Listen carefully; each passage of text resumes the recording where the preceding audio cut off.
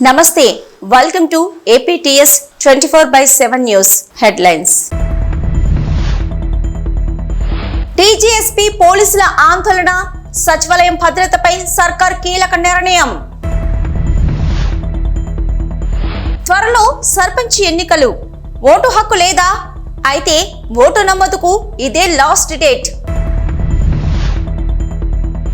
తిరుమల శ్రీవారి ఆలయంలో శాస్త్రోక్తంగా దీపావళి ఆస్థానం. ప్రత్యేకతలివే. తెలంగాణ ప్రత్యేక పోలీసులు TGSP గత కొన్ని రోజులుగా ఆందోళనలు చేస్తున్న సంగతి తెలిసిందే.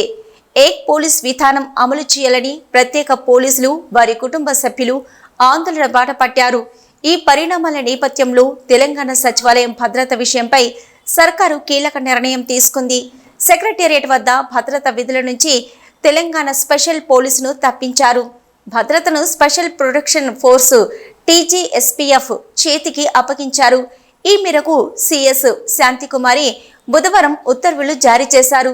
కమాండెంట్ దేవిదాస్ సెక్రటేరియట్ ప్రధాన భద్రతాధికారిగా నియమితులయ్యారు. దేవిదాస్ నేతృత్వంలో 212 మంది సిబ్బందిని కేటాయిస్తూ SPF DG అనిల్ కుమార్ తాజాగా ఉత్తర్వులిచ్చారు. ఈ సిబ్బందికి సెక్రటేరియట్ పరిసరాల్లో గస్తీ నిర్వహించడం, సాయుధ గార్డులుగా వ్యవహరించడం లాంటి విధులు నిర్వహిస్తారని పోలీసు ఉన్నతాధికారులు తెలిపారు. రేపటి నుంచి అంటే నవంబర్ 1 నుంచి వీరు విధులు నిర్వర్తించనున్నారు. ప్రస్తుతమున్న విధంగానే హైదరాబాద్ కమిషనరేట్ పోలీసులు law and order, traffic, octopus, quick reaction team, QRTల విధులు కొనసాగించనున్నాయి. SPF శిక్షణలో ఉన్న కొత్త సిబ్బంది మరికొద్ది రోజుల్లో రానుండడంతో వారి నుంచి మరో 100 మందిని సెక్రటేరియట్ భద్రతకు కేటాయించే అవకాశం ఉంది. తెలంగాణలో త్వరలో స్థానిక సంస్థల ఎన్నికలు జరగనున్నాయి. ప్రస్తుతం BC కులగణనకు ఏర్పాట్లు జరుగుతుండగా ఆ తర్వాత రిజర్వేషన్లు ఖరారు చేయనున్నారు. అనంతరం ఎన్నికలకు నోటిఫికేషన్లు విడుదల చేయనున్నట్లు సమాచారం. కాగా రాష్ట్రంలో కొత్తగా ఓటు హక్కు లేని వారికి నమోదు చేసుకునేందుకు ఎన్నికల సంఘం అనుమతి ఇచ్చింది. ఇక SSR 2025లో భాగంగా 2025 జనవరి 1 నాటికి 18 సంవత్సరాలు నిండిన ప్రతి ఒక్కరూ కొత్తగా తమ ఓటు హక్కు కోసం నమోదు చేసుకోవచ్చునని అధికారులు తెలిపారు. వీరితో పాటు ఓటర్ల జాబితాలో పేరు లేని 18 సంవత్సరాలు నిండిన వారు కూడా నమోదుకు తెలంగాణ ఎన్నికల సంఘం అవకాశం కల్పించింది. కొత్త ఓటర్గా నమోదుకు ఫారం 6 జాబితాలో అభ్యంతరాలకు ఫారం 7 సవరణల కోసం అడ్రస్ మార్పు వంటివి ఫారం 8 ద్వారా అప్లై చేసుకోవచ్చునని తెలిపింది. ముసాయిదా జాబితాలో తమ ఓటు సక్రమంగా ఉందో లేదో పరిశీలించుకోవచ్చునని అన్నారు. ఓటర్ జాబితాలో అభ్యంతరాలు, మార్పులు, చేర్పులు ఉంటే నవంబర్ 28 వరకు అప్లై చేసుకోవచ్చునని తెలిపారు. వచ్చిన అప్లికేషన్స్ ను డిసెంబర్ 24 వరకు పరిష్కరిస్తారని వెల్లడించారు. 2025 జనవరి 6న NSR 2025 తుది ఓటర్ల జాబితాను ఎన్నికల సంఘం విడుదల చేస్తుందన్నారు. తెలుగు ప్రజలు కార్తీక మాసంలో ప్రత్యేక పూజలు చేస్తుంటారు. తెలుగు పంచాంగం ప్రకారం కార్తీక మాసం 8వ మాసం. శరదృతువులో వచ్చే కార్తీక మాసంలోని అన్ని రోజులు పర్వదినాలే. కార్తీక మాసంలో నదీ స్నానంతో పాటుగా శైవ క్షేత్రాలు దర్శించుకుంటారు. మరో 2 రోజులు అంటే నవంబర్ 2 నుంచి కార్తీక మాసం ప్రారంభం కానున్నది. కార్తీక మాసంలో తెలంగాణలో ప్రముఖ శైవ క్షేత్రాల్లో ఒకటైన వేములవాడను భక్తులు అధిక సంఖ్యలో దర్శించుకుంటారు. ఈ నేపథ్యంలో వేములవాడను దర్శించే భక్తులకు తెలంగాణ RTC అధికారులు తీపి కబురు చెప్పారు. కార్తీక మాసం పురస్కరించుకొని భక్తుల సౌకర్యార్థం ప్రతి శని, ఆదివారాల్లో వరంగల్ నుంచి వేములవాడ పుణ్యక్షేత్రానికి ప్రత్యేక బస్సు సర్వీసులు నడుపుతామని పేర్కొన్నారు. సోమ, మంగళవారాల్లో వేములవాడ నుంచి వరంగల్కు ప్రత్యేక బస్సులు నడుపుతున్నట్లు వెల్లడించారు. శబరిమలకు వెళ్లే భక్తులకు, అరుణాచలగిరి ప్రదర్శనకు వెళ్లే భక్తులు కూడా గుడ్ న్యూస్ చెప్పారు. ఆయా భక్తుల సౌకర్యార్థం ప్రత్యేక బస్సులు ఏర్పాటు చేసినట్లు RTC అధికారులు తెలిపారు. ఈ ప్రత్యేక బస్సుల్లో ముందస్తు టికెట్ రిజర్వేషన్ల కోసం www.tgsrtcbus.in లో చేసుకోవచ్చునని తెలిపారు. మరిన్ని వివరాల కోసం సమీప డిపో మేనేజర్ను సంప్రదించాలని సూచించారు. భక్తులు ప్రైవేట్ బస్సులను ఆశ్రయించకుండా ఈ అవకాశాన్ని సద్వినియోగం చేసుకోవాలని కోరారు. తిరుమల శ్రీవారి ఆలయంలో గురువారం ఉదయం దీపావళి ఆస్థానం శాస్త్రోక్తంగా జరిగింది. ఆలయ అర్చకులు, తిరుమల జియంగారులు, TTD ఉన్నతాధికారుల సమక్షంలో బంగారు వాకిలి చెంత ఆగమోక్తంగా ఆస్థాన వేడుకను నిర్వహించారు. ఈ ఆస్థానంలో శ్రీ శ్రీ శ్రీ పెద్దజీయర్ స్వామి, శ్రీ శ్రీ శ్రీ చిన్నజీయర్ స్వామి, ప్రధాన అర్చకులు గోవిందరాజ దీక్షితులు, ఆగమ సలహాదారు రామకృష్ణ దీక్షితులు, ముఖ్య అర్చకులు Kiran Swamy, additional EO CH Venkaiah Chowdary, CVSO Sridhar, deputy EO Lokanatham, పేష్కర్ రామకృష్ణ, పారు పథ్యేదర్, బాలసుబ్రహ్మణ్యం తదితరులు పాల్గొన్నారు. అంతకుముందు ఆలయంలో మూల విరాట్కు ఉత్సవమూర్తులకు నూతన పట్టు వస్త్రాలు సమర్పించి రూపాయి హారతి, ప్రత్యేక హారతులను నివేదించారు. సాయంత్రము స్వామి అమ్మవారు సహస్ర దీపాలంకరణ సేవలో పాల్గొని ఆలయ 4 మాడ వీధులలో ఊరేగి భక్తులను కటాక్షించనున్నారు. శ్రీవారి ఆలయంలో దీపావళి పండుగ సందర్భంగా దీపావళి ఆస్థానాన్ని శాస్త్రోక్తంగా నిర్వహించినట్లు తెలిపారు ఈవో జె శ్యామలారావు. దీపావళి శుభాకాంక్షలు తెలియజేస్తున్నాను. టీటీడీ ఉద్యోగులందరికీ కూడా ఈ సందర్భంగా శుభాకాంక్షలు తెలియజేస్తున్నాను. శాస్త్రోక్తంగా దీపావళి ఆస్థానం ఆలయంలో నిర్వహించడం జరిగింది. మలయప్ప స్వామివారు శ్రీదేవి భూదేవి సమేతంగా వారికి ప్రత్యేక పూజలు నిర్వహించడం జరిగింది. అలాగే హారతి నైవేద్యం సమర్పించడం జరిగింది. ఈరోజు సాయంత్రం స్వామివారు శ్రీదేవి భూదేవి సమేతంగా మాడవీధుల్లో ఊరేగుతూ భక్తులందరికీ దర్శనమిస్తారు. మాజీ మంత్రి విడుదల రజని యూట్యూబ్ ఛానల్స్, సోషల్ మీడియాలో పోస్టులపై ఆగ్రహం వ్యక్తం చేశారు. సోషల్ మీడియాలో తనపై అభ్యంతరకరమైన పోస్టింగ్స్ పెడుతున్నారని ఈ మేరకు పోలీసులకు ఫిర్యాదు చేశారు. కిరణ్ అనే వ్యక్తి యూట్యూబ్లో అసభ్యకర పోస్టింగ్స్ పెడుతున్నారని ఆరోపించారు. పోలీసులు మాత్రమే కాదు, జాతీయ మహిళా కమిషన్, ఏపీ మహిళా కమిషన్, డీజీపీలకు కూడా ఫిర్యాదు చేశారు. విడుదల రజని 2 యూట్యూబ్ ఛానల్స్పై కూడా పట్టాభిపురం పోలీసులకు ఫిర్యాదును అందించారు. తనపై వ్యక్తిత్వ వాహనానికి పాల్పడేలా పోస్టింగ్స్ పెడుతున్నారని ఫిర్యాదులో పేర్కొన్నారు. మహిళ, అందులోనూ ఒక మంత్రిగా పనిచేసిన తనపై దారుణమైన వీడియోలు, పోస్టింగ్లు పెడుతున్నారని ఆగ్రహం వ్యక్తం చేశారు. విడుదల రజని ఇచ్చిన ఫిర్యాదును గుంటూరు పోలీసులు పరిశీలిస్తున్నారు. మరోవైపు విడుదల రజనిపై మరో ప్రచారం జరుగుతుంది. ఆమె వైఎస్ఆర్సీపీకి గుడ్ బై చెప్పి త్వరలోనే జనసేన పార్టీలో చేరబోతున్నారని సోషల్ మీడియాలో కొందరు ప్రచారం చేస్తున్నారు. అలాంటిదేమీ లేదని వైఎస్ఆర్సీపీ వర్గాలు అంటున్నాయి. అయితే ఆమె జనసేన పార్టీలో చేరడం ఖాయమనే ఊహాగానాలు మొదలయ్యాయి. రజనీ చేరికకు జనసేన అధినేత పవన్ కళ్యాణ్ కూడా గ్రీన్ సిగ్నల్ ఇచ్చినట్టు టాక్ వినిపిస్తుంది. విడుదల రజని మాత్రం ఇప్పటి వరకు పార్టీ మార్పుపై ఎలాంటి అధికారిక ప్రకటన చేయలేదు. ఆంధ్రప్రదేశ్ విద్య, ఐటీ, ఎలక్ట్రానిక్స్ శాఖల మంత్రి నారా లోకేష్ అమెరికాలో పర్యటిస్తున్నారు. ఈ పర్యటనలో భాగంగా శాన్ ఫ్రాన్సిస్కోలో గూగుల్ క్లౌడ్ సీఈఓ, వైస్ ప్రెసిడెంట్లతో సమావేశమయ్యారు. విశాఖపట్నంలో గూగుల్ క్లౌడ్ డేటా సెంటర్ ఏర్పాటు చేయాలని, యువతలో నైపుణ్యాభివృద్ధి, స్మార్ట్ సిటీ కార్యక్రమాలకు సహకరించాలని గూగుల్ ప్రతినిధుల్ని కోరారు. ఈ గవర్నెన్స్, డిజిటల్ విద్యకు ఏపీ ప్రభుత్వంతో కలిసి పనిచేయాలని ప్రతిపాదించగా తమ సహచర బృందంతో చర్చించే నిర్ణయం తీసుకుంటామని గూగుల్ క్లౌడ్ ప్రతినిధులు మంత్రి లోకేష్కు తెలిపారు. మంత్రి Nara Lokesh Salesforce president, vice president, సీఈఓలతో సమావేశమయ్యారు. డాటా సేవల రంగ పెట్టుబడులకు విశాఖలో అనుకూల వాతావరణం ఉందని, గ్లోబల్ టెక్ హబ్గా మారబోతున్న ఆంధ్రప్రదేశ్లో పెట్టుబడులు పెట్టాలని కోరారు. సేల్స్ ఫోర్స్ ప్రతినిధులు సానుకూలంగా స్పందించారు. ఇండియాస్పోరా, యుఎస్ ఇండియా బిజినెస్ కౌన్సిల్ ప్రతినిధులతో లోకేష్ భేటీ అయ్యారు. ఆంధ్రప్రదేశ్ రాష్ట్రం స్టార్టప్, మ్యానుఫ్యాక్చరింగ్ హబ్గా అభివృద్ధి చెందుతుందని, ఏఐ వర్సిటీ, డాటా సెంటర్లు రాబోతున్నాయని, పెట్టుబడులకు ఇదే సరైన సమయమని అన్నారు.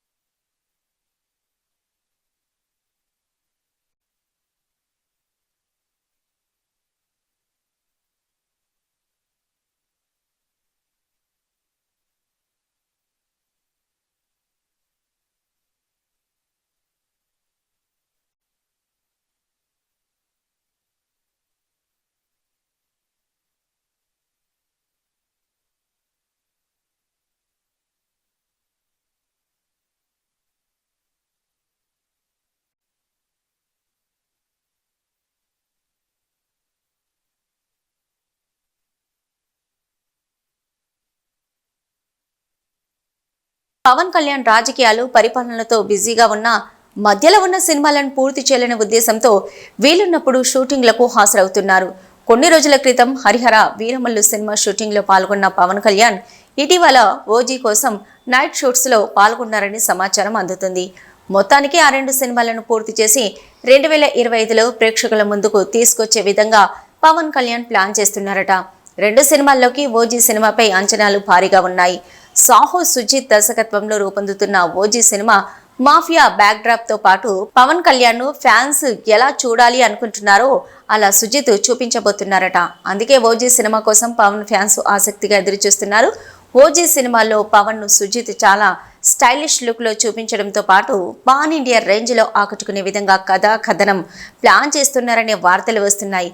సాహో సినిమాతో భారీ విజయాన్ని సొంతం చేసుకున్న సుజిత్ ఛాలెంజింగ్ గా తీసుకుని ఓజీ సినిమాను రూపొందిస్తున్నారు. తప్పకుండా ఈ సినిమా భారీ విజయాన్ని సొంతం చేసుకుంటుందనే నమ్మకంతో యూనిట్ సభ్యులు చాలా నమ్మకంతో ఉన్నారు. సినిమాకు సంబంధించిన షూటింగ్ పూర్తి చేసి వచ్చే ఏడాది సమ్మర్ వరకు సినిమాను ప్రేక్షకుల ముందుకు తీసుకురావాలని మేకర్స్ భావిస్తున్నట్లు తెలుస్తోంది.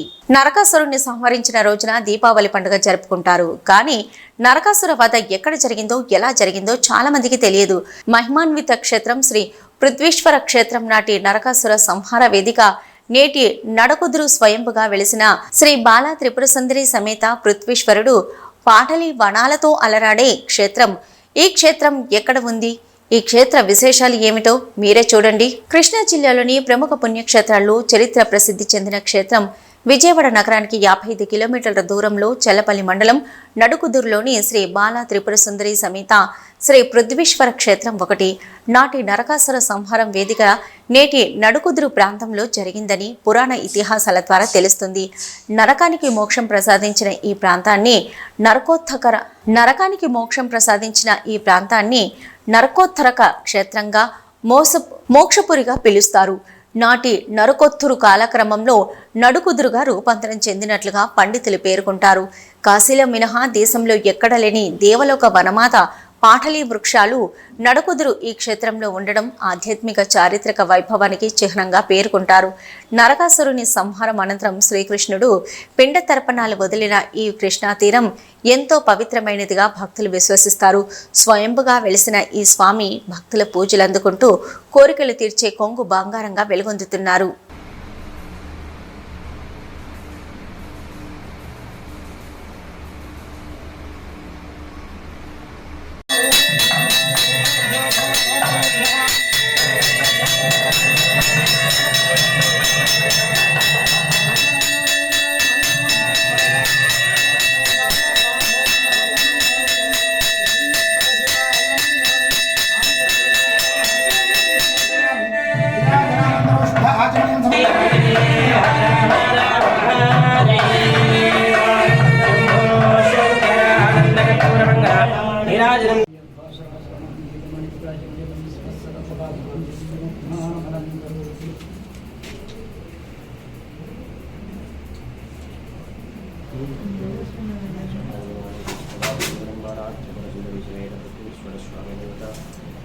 భూపాలపల్లి జిల్లా రేగొండ మండలంలోని ఇందిరాగాంధీ విగ్రహానికి పూలమాలలను వేసి నివాళులర్పించారు ఎమ్మెల్యే గండ్ర సత్యనారాయణరావు. అనంతరం మాట్లాడుతూ పేద బడుగు బలహీన వర్గాల ప్రజల అభ్యున్నతి కోసం 20 సూత్రాల పథకాన్ని ప్రవేశపెట్టిన మహోన్నత వ్యక్తి ఇందిరాగాంధీ అని, కేంద్ర రాష్ట్ర ప్రభుత్వాలు వారి ఆశయాలను కొనసాగించి బడుగు బలహీన వర్గాల కోసం కృషి చేశారని అన్నారు. మన దేశ కీర్తిని ప్రపంచ నలుమూలల చాటి చెప్పిన గొప్ప మహిళ ఇందిరాగాంధీని కొనియాడారు.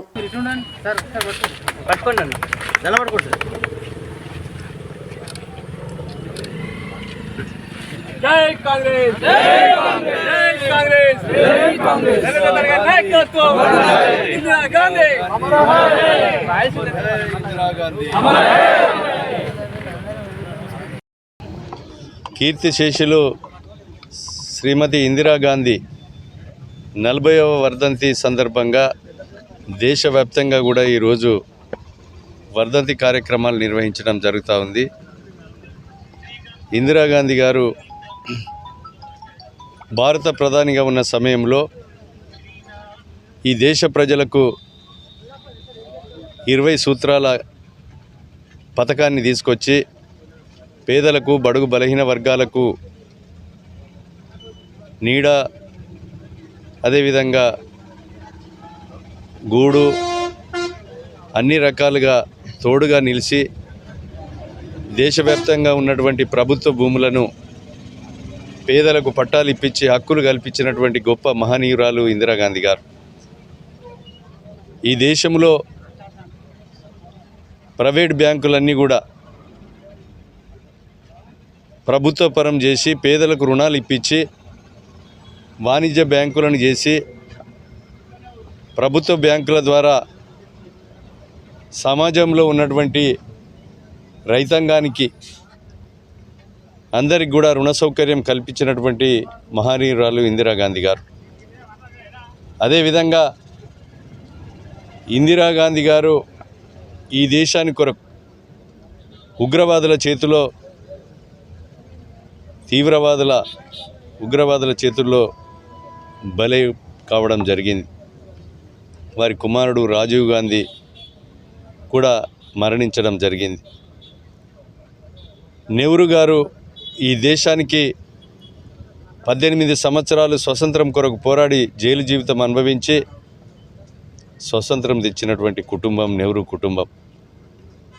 ఆనాడు స్వతంత్రం కొరకు పోరాటం చేసినప్పుడు బీజేపీ కానీ తోక పార్టీలు ఏవి కూడా లేవు.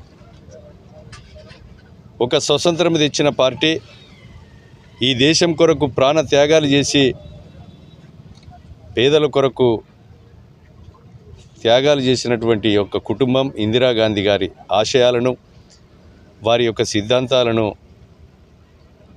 వారి మనుమడు రాహుల్ గాంధీ గారి నేతృత్వంలో ఈరోజు ఈ దేశంలో కన్యాకుమారి నుంచి కాశ్మీర్ వరకు పాదయాత్ర చేసి రైతుల బాధలు, కార్మికుల బాధలు, నాటేసే కూలీల బాధలు, లారీ క్లీనర్లు, డ్రైవర్ల కానుంచి పరామర్శించి బాధలు తెలుసుకొని ఈ దేశం కొరకు నేను సైతం అని చెప్పి వారి యొక్క ఇందిరాగాంధీ మనుమడైనటువంటి రాహుల్ గాంధీ వారి ఆశయాల కొరకు పోరాడుతున్న సందర్భంలో ఈ భారతదేశ ప్రజలందరూ కూడా దీవించవలసిన అవసరం ఉంది. ఇందిరాగాంధీ గారి ఆశయాలను కొనసాగించాలంటే రాబోయేటువంటి తరాలకు రాహుల్ గాంధీ ప్రధానమంత్రి కావాల్సిన అవసరం ఉంది. కనుక వారి ఆశయాలను, సిద్ధాంతాలను అమలయ్యే కొరకు ఈ దేశ ప్రజలు సహకరించాలని కోరుతూ ఘనంగా ఈరోజు మరి ఇందిరాగాంధీ గారికి నివాళులు అర్పిస్తూ ఉన్నాం.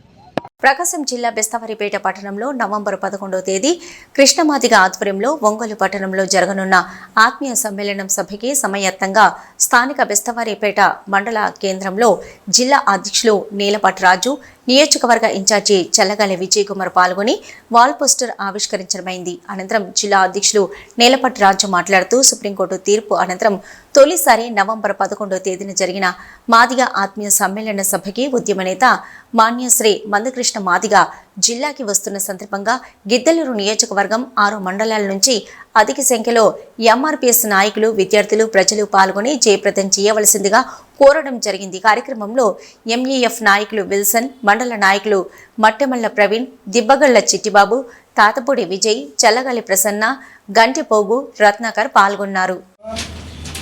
ఎస్సీ రిజర్వేషన్ వర్గీకరణ సాధకులు, మానవత ఉద్యమాల పితామహుడు శ్రీ మందకృష్ణ మాదిగ గారు సుప్రీంకోర్టులో రిజర్వేషన్ వర్గీకరణ విజయం తర్వాత మొట్టమొదటిసారిగా ప్రకాశం జిల్లా ఒంగోలు కేంద్రానికి రాబోతున్న సందర్భంగా మన బేస్తవారిపేట మండలం నుండి, అదేవిధంగా గిద్దలూరు నియోజకవర్గం నుండి భారీ సంఖ్యలో వచ్చి అన్నగారిని స్వాగతించాలి. అదేవిధంగా ఈ మండలానికి ఒక ప్రత్యేకత ఉంది. ఈ నియోజకవర్గం సంబంధించిన ఇన్ఛార్జ్ ఈ మండలస్తుంది కాబట్టి ఈ మండలం నుంచి వెహికల్స్ జన సమీకరణ అనేది భారీ స్థాయిలో ఉండాలనేది నా విజ్ఞప్తి. అదేవిధంగా ఇప్పుడు చూసుకున్నట్లయితే వర్గీకరణ సాధించిన తర్వాత మన సోదరులు అందరూ రోడ్డు మీద రావడం జరిగింది. వర్గీకరణ రాకముందు తెలంగాణలో వర్షాలపై హైదరాబాద్ వాతావరణ కేంద్రం అధికారులు కీలక అప్డేట్ ఇచ్చారు. బంగాళాఖాతంలో ఏర్పడిన ఉపరితల ఆవర్తనం ప్రభావంతో రానున్న 3 రోజులు తెలంగాణలోని పలు జిల్లాల్లో తేలికపాటి నుంచి ఓ మోస్తరు వర్షాలు కురుస్తాయని అధికారులు తెలిపారు. దక్షిణ ఒడిశా, ఉత్తర ఆంధ్రప్రదేశ్ ప్రాంతంలోని ఉపరితల ఆవర్తనం దక్షిణ ఛత్తీస్గఢ్, ఒడిశాలో సగటు సముద్ర మట్టానికి 5.8 కిలోమీటర్ల ఎత్తులో కొనసాగుతుందని అన్నారు. ఎత్తుకు వెళ్లే కొద్దీ దక్షిణ దిశగా వంగి ఉంటుందని వాతావరణ శాఖ వెల్లడించింది. తెలంగాణలో గత వారం రోజుల నుంచి పొడి వాతావరణం ఉండగా నేటి నుంచి 3 రోజుల పాటు వర్షాలు కురిసే ఛాన్స్ ఉందన్నారు. రాష్ట్ర వ్యాప్తంగా కొన్ని చోట్ల తేలికపాటి నుంచి ఓ మోస్తరు వర్షాలకు ఛాన్స్ ఉన్నట్లు చెప్పారు. ఇవాళ సాయంత్రం లేక రాత్రి నుంచి 3 రోజుల పాటు తేలికపాటి వర్షాలు పడతాయని హైదరాబాద్ వాతావరణ శాఖ అధికారులు తెలిపారు. అయితే ఇవి తేలికపాటి జల్లులే కావడంతో ప్రజలకు ఏ ఇబ్బంది ఉండదని చెప్పారు. పంట దిగుబడికి సిద్ధంగా ఉన్న రైతులు ధాన్యం తడవకుండా జాగ్రత్తలు తీసుకోవడం మంచిదని సూచించారు. ఇవి ఇప్పటివరకున్న అప్డేట్స్. నమస్తే.